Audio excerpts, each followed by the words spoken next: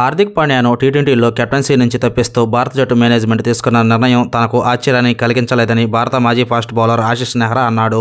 క్రికెట్లో ఇలాంటివి జరుగుతూనే ఉంటాయని నయా హెడ్ కోచ్గా గౌతమ్ గంభీర్ ఆలోచన విధానాన్ని తాను అర్థం చేసుకున్నానని చెప్పాడు. హార్దిక్ పాండ్యా పరిమిత ఓవర్ల క్రికెట్లో చాలా మెయిన్ ప్లేయర్ అని, ఎక్స్ట్రా ఫాస్ట్ బౌలర్గా యూజ్ అవుతాడని నెహ్రా చెప్పుకొచ్చాడు. రోహిత్ శర్మ రిటైర్మెంట్ అనంతరం హార్దిక్ పాండ్యాకు కాకుండా సూర్యకుమార్ యాదవ్కు కెప్టెన్సీ బాధ్యతలు ఇచ్చిన విషయం తెలిసిందే. టీ20 వరల్డ్ కప్లో హార్దిక్ పాండ్యా వైస్ కెప్టెన్గా ఉన్నాడు.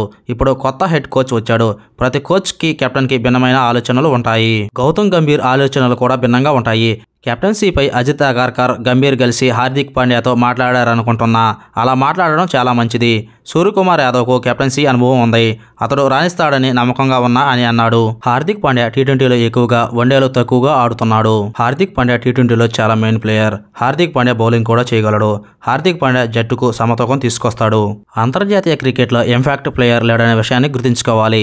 హార్దిక్ పాండ్యా విషయంలోనే కాదు, మ్యాచ్లు ఎక్కువగా ఉన్నప్పుడు జట్టులో మార్పులు కూడా జరుగుతాయి. కేఎల్ రాహుల్, రిషబ్ పంతులు కూడా కెప్టెన్లుగా పనిచేశారని గుర్తుంచుకోవాలని ఆశిష్ నెహ్రా చెప్పుకొచ్చాడు.